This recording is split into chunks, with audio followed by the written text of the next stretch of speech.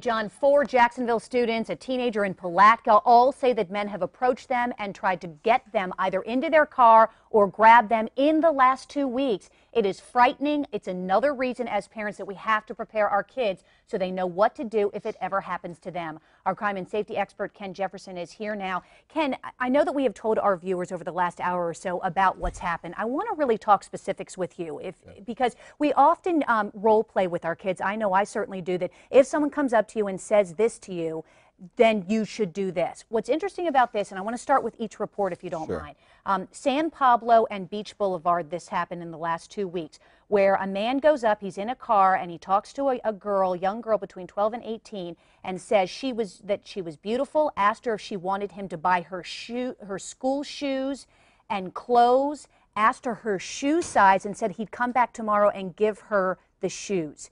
What does that tell you about the way that they manipulate young girls into getting them closer so they can get them? Sure, and these predators are becoming more and more creative. They understand that the old way of offering candy or money just really typically doesn't work anymore, not that well. So they're becoming smooth with their approach. They're kind of like on the dating scene, and they're just trying to ease their way in. But what the kids are going to have to understand and realize is that you never ever want to engage in conversation with them. Parents have to have that conversation with their children.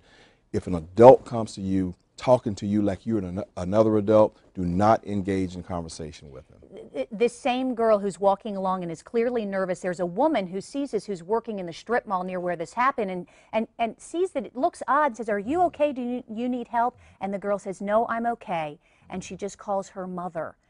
Is that a mistake? That's a mistake because that's a great opportunity while it's fresh, while it's on the child's mind to get the police there, have them investigate it, even get the police in that area because that predator is going to leave, but he's going to leave with information that has been given about him to the police, to the authorities. Yes, you need to call mom. Yes, you need to call a friend if you want to, but the first person you need to call is the police and have them investigate it. The adult probably didn't want to intrude or anything, and didn't really know what was going on, so they didn't call the police as well. But you can always call the police and tell them that you suspect something is wrong. Another young girl also who approached finally told her parents and said, "You know what, this has really been going on since last year. This man coming up to me and asking me, 'Where are you going? What are you doing?' a couple of times." And that she did turn around and had a family friend drive her to school, but really hasn't said anything for a year. We are not suggesting that any of these girls are doing anything wrong, but helping parents re-engage conversations so you speak specifics with their kids. Yeah, these are the type of people that we want to get off the street, that the police want to get off the street. Ones that's approaching our young ladies to do whatever they want to do with them. Those are the kind of people we want to get completely off the street, incarcerate them, keep them there as long as you can. But you have to have that conversation with your young ladies.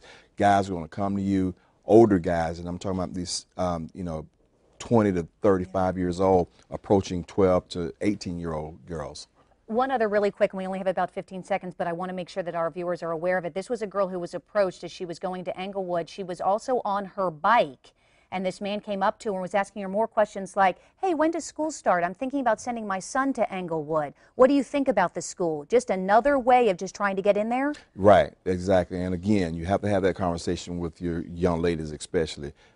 If you're riding your bike in one direction and this car pulls up, go in the other direction. That will send a direct clue to this individual that, okay, this girl is too smart for me to try to be smooth and try to ease my way in there. So you've got to have that conversation with your children constantly, but particularly you have to have it with your young ladies, your daughters. Ken Jefferson, always do appreciate it. Thank you very much. My pleasure.